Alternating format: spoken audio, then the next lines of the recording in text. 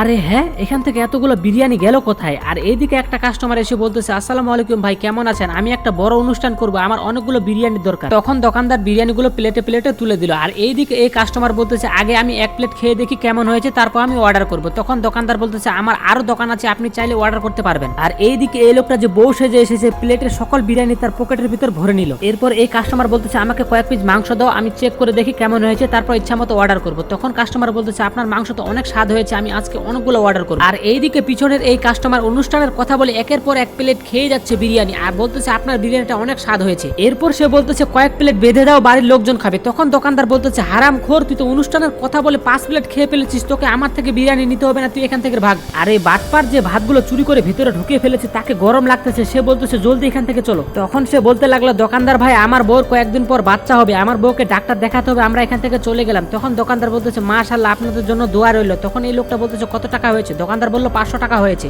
তখন এই বাটপার বলতেছে, ভাই, আমার বউয়ের অনেক কষ্ট হচ্ছে, এখনই তাকে ডাক্তারের কাছে নিয়ে যেতে হবে, টাকা পরে দিব। তখন দোকানদার বলতেছে, ভাই ঠিক আছে, সাবধানে যায়েন। আরে ভাই দাঁড়ান 1 মিনিট, আপনার বউকে হেঁটে হেঁটে ডাক্তারের কাছে নিয়ে গেলে অনেক কষ্ট হবে, একটা কাজ করুন, আপনি আমার গাড়িটা নিয়ে যান, তাহলে অনেক সুবিধা হবে। এ কথা বলতে না বলতে একটা ডাক্তার কাস্টমার তার কাছে চলে এসেছে। তখন বলতেছে, ভাই আপনার কপাল অনেক ভালো, এদিকে ডাক্তার চলে এসেছে, আপনার বউকে এই ডাক্তারের কাছে দেখান, অনেক ভালো হবে। আর ডাক্তার সাহেব, এই মহিলাটার এখনই বাচ্চা হবে, জলদি চেক করুন। এ কথা বলে ডাক্তার সাহেব চলে আসলো চেক করার জন্য। আর এই বাটপার মহিলাটা পেট বের করে দিচ্ছে ডাক্তারের সামনে। এই বাটপারটা এই পেটের ভিতরে বিরিয়ানিগুলো লুকিয়ে রেখেছে যেন কেউ বুঝতে না পারে। আর এইদিকে ডাক্তার চেক করতেছে, বলতেছে, আপনার পেটে তো অনেক গরম, আপনার পেটের ভিতরে প্রচুর পরিমাণে গরম, আপনার পেটের ভিতরে মনে হয় বাচ্চা নষ্ট হয়ে গেছে। এই কথা শুনে সে অজ্ঞান হয়ে গেল। আর জামা ধরে টান দিতেই সে দেখতে পেল ভিতরে অনেকগুলো বিরিয়ানি রয়েছে। তখনই দোকানদার তার মুখের পর্দাটা সরিয়ে দেখে সে একজন পুরুষ। তখন দোকানদার বলতে লাগলো, এই বাটপারে করে এই পেটের ভিতরে আমার বিরিয়ানিগুলো লুকিয়ে রেখেছে, আজকে একে ছাড়বো না।